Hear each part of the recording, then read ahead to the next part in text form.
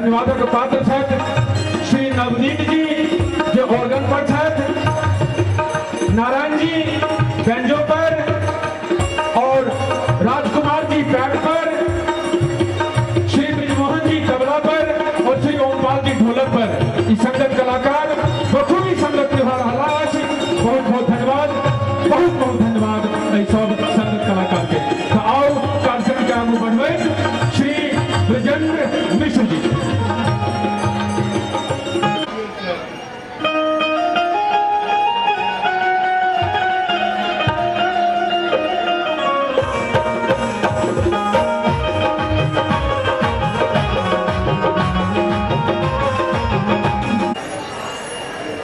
बहुत बढ़िया भाई नवनीत जी के, नारायण जी के जे ग्रुप छन जे ये अपन संगत कलाकार ले आयल छै, वाकई बड़ा सराहनीय है। राधे राधे। और हम पे भी ध्यान दीजिएगा, कमजोर गवैया हैं हम।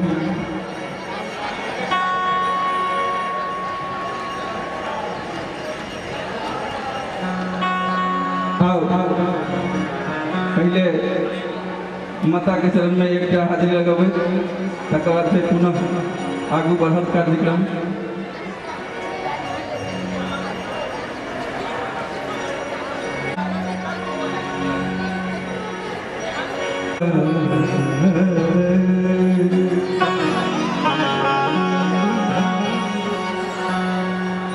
अहाँ के द्वारे पुजारी आयल छी, लुटा तो सब किछु भिखारी बनिक आयल छी।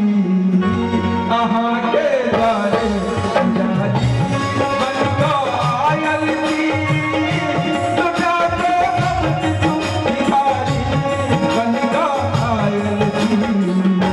अहाँ के द्वारे पुजारी बनिक